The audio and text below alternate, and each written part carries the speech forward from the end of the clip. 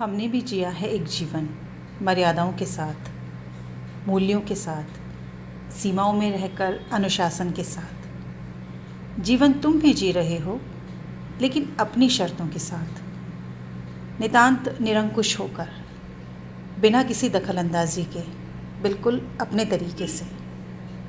असहमति तब भी थी, असंतोष तब भी था, विरोध तब भी था, झुंझलाहट तब भी थी।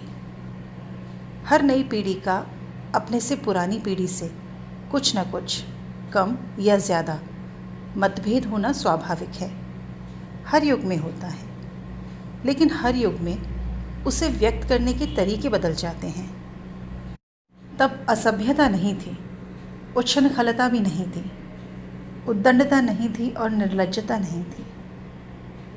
रिश्तों का सम्मान था, छोटे बड़े का लिहाज था, मर्यादा का मान था, अनुशासन का ज्ञान था। विरोध था, लेकिन विद्रोह नहीं था। असहमति थी, लेकिन असभ्यता नहीं थी। असंतोष था, लेकिन जोड़ने और जुड़े रहने की भावना प्रबल थी। गुस्से में यदि कभी मुंह खुल भी गया तो पश्चाताप भी था, मानसिक अनुताप भी था। झुकने से परहेज नहीं था, माफ़ी मांग लेने से कोई गुरेज नहीं था।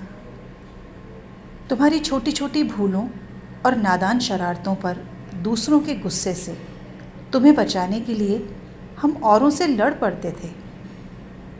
अब औरों की बड़ी बड़ी गलतियां और गुनाह छिपाने के लिए तुम हमसे लड़ पड़ते हो।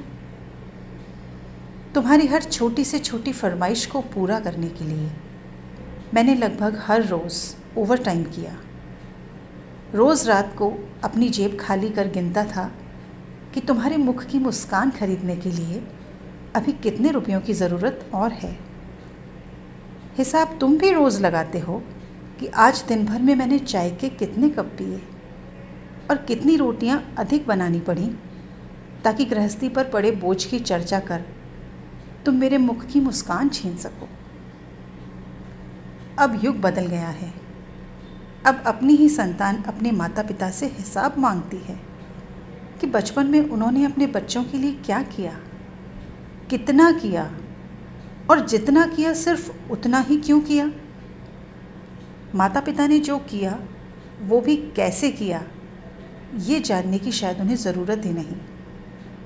लेकिन डंके की चोट पर दिन भर सबके सामने ये गाने और जताने में उन्हें कोई ऐतराज़ नहीं कि भले ही महीने 2 महीने ही सही, अपने वृद्ध, बीमार और असहाय माता पिता को जिंदा रखने की प्रक्रिया में उन्होंने कितने हाथ पैरों से काम किया और कितना धन व्यय किया।